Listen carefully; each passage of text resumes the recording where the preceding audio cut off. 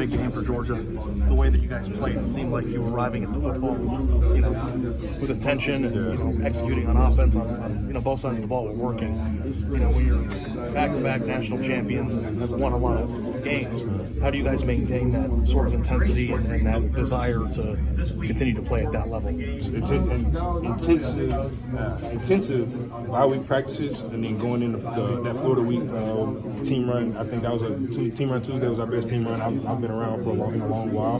We just wanted to get into the game and get a groove. And the first drive we didn't play up to our standard, but the second drive on, you see that Georgia defense that we are. A lot of discourse about how much parity there is in the sport this year. Who's going to make the playoff? Who's going to win a national champion? And Georgia obviously has a place in that discussion, but maybe not like as much as it was maybe a year ago. Like, do you guys play into that or think about that? And then what does it mean to kind of put yourself on display the way you did? You got to come out and prove it every week. We know we're gonna get everybody's best shot from now on. Even going into Atlanta, we're gonna get whoever is on the West. We're gonna get their best shot. So we just got to keep our head down and keep working. That Smile London play, it felt like everything kind of stuffed up. I mean, first of all, how good of a player is Smile to make a play like that? But also, how much of a credit is to your guys as defensive line to be able to open up a hole for a guy like that? Smile London's a hell of a backer. I tell him all the time, just go be great, man.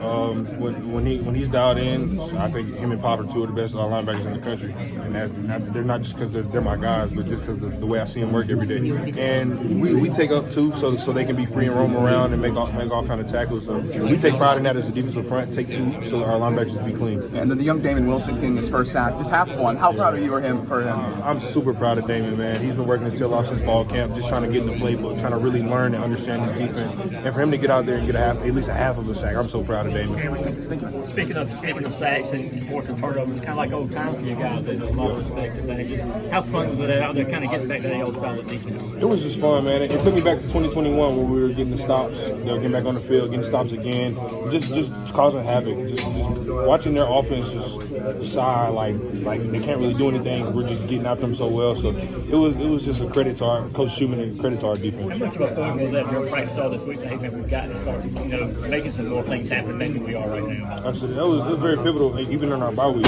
We knew we had to have a great week of practice in our bye. Even going into the Florida week, we had to have a great week of practice. We had a hell of a team run on Tuesday, a hell of a day on Wednesday, and it's just very carry over to the day.